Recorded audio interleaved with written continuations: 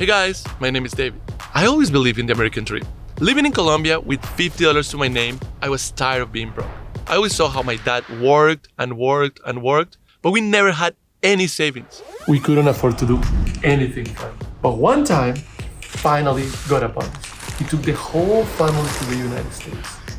This changed my life. We went to Disney, New York City, which I don't really remember.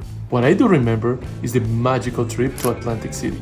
We made it to the Taj Mahal, where I fell in love with all the sounds, the machines, and the lights.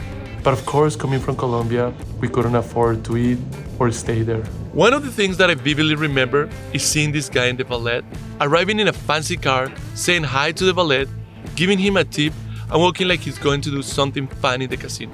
I knew at that moment, I wanna be him. Meanwhile, me and my family couldn't even afford the parking. We had to park somewhere on the street, walk forever, and stay in a rinky-dinky hotel. On this trip, I realized I wanted to do something big. My goal from now on was to be rich and not work for anyone.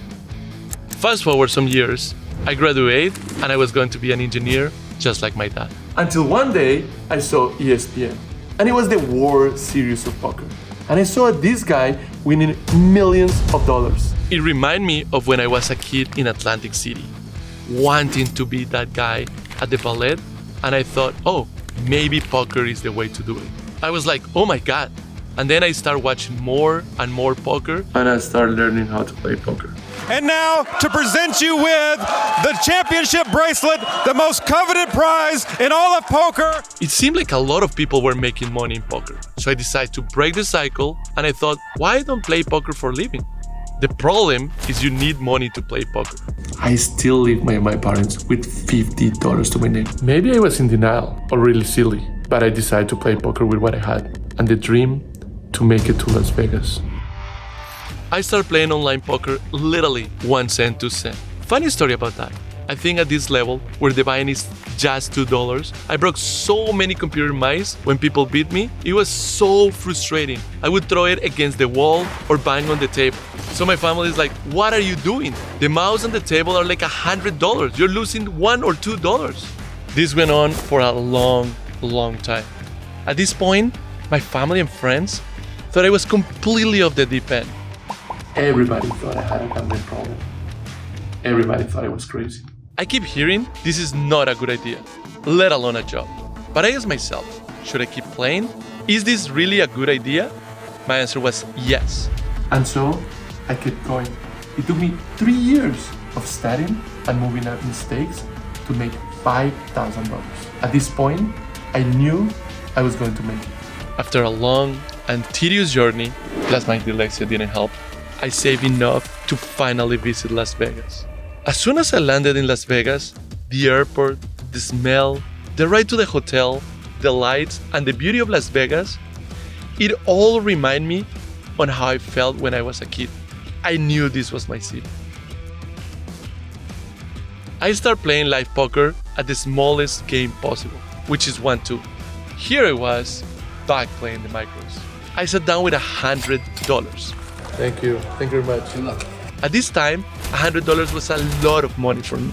Little by little, I went up to $300, building up my confidence. I was all alone trying to make this work when I met someone at the table. We started talking, and I asked him if he was trying to be a professional poker player too. And he laughed at me. He said, no bro, I am a YouTuber. I literally didn't know what a YouTuber was at that time. And I said, what the hell are you talking about? And what he said next changed my entire life. With my new friend's help, we started our own YouTube channel, and another. Poker took a back seat as I started my YouTube channels and opened a production company. After a long while, I had a diamond card, I had a nice car, I had more money, I started my own business, became an entrepreneur. Finally, I became that guy that could park at the valet. Now that I made something of myself and I had a stable income, I decided to give poker a shot again. But now, much more relaxed and with more money in my bank. I especially miss the fun, social aspect of poker. So, I started playing 2-5 and 5-10, but it was nothing like I expected. Everyone was so serious and grinding with the stupid headphones. It was crazy because when I made a mistake or play a bad hand or whatever, the people will make fun of me or get mad and tell me how bad I was. When you feel like other serious players berate you and are condescending, you don't feel welcome. They always seem to want to teach you why you shouldn't play those hands. These players make poker tedious for recreational players. I was a little confused because I didn't understand why they didn't understand that I wanted to play poker for fun. I almost got poker out of my life again. But then I had an idea. I said I'm going to play uncap 1-2 with thousands of dollars and play however I want. Let myself make mistakes. That's all part of the game. And have fun. Of course I'm trying to win. No matter what we say, we all want to win, right? But I want to have fun in a game that I like and not treat it like a job.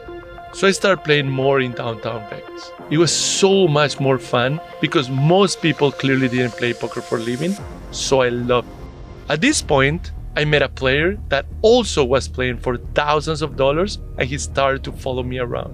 When I was at the table, he would come to my table. We started having a weird rivalry from a distance. As you know, I've always been a jokester and talking shit and everything. But at that time, it was 10 times worse. So I started bringing more money with me to tempt him to play deeper, and he started doing the same. I would put 1K, he would put 1,200. Then I would put 2K, and he would put 2K. It got so crazy that at some point, we were putting 10K at a 1-2 table, both of us. And we were attacking each other at the table. And it became super fun. We were out for blood. At some point in this battle, I was losing so much in 1-2 that even the dealers were making fun of me. I even remember a dealer telling me, "You might as well call him Daddy." Word got out about us, that there were these crazy guys downtown playing a lot of hands for a lot of money. More business guys start playing with us, but also the pros. So before we would get to the casino, there would be about 50 people on the waiting list to play with us because they knew we're playing for fun and doing stupid stuff.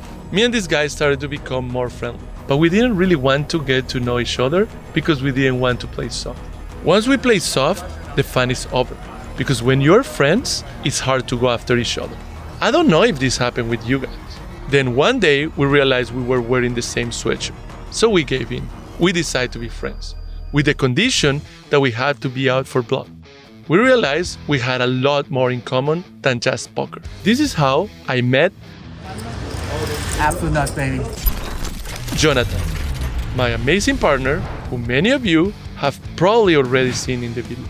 He's the one that holds the camera for our streams. The competition was so fun that we started playing almost every day.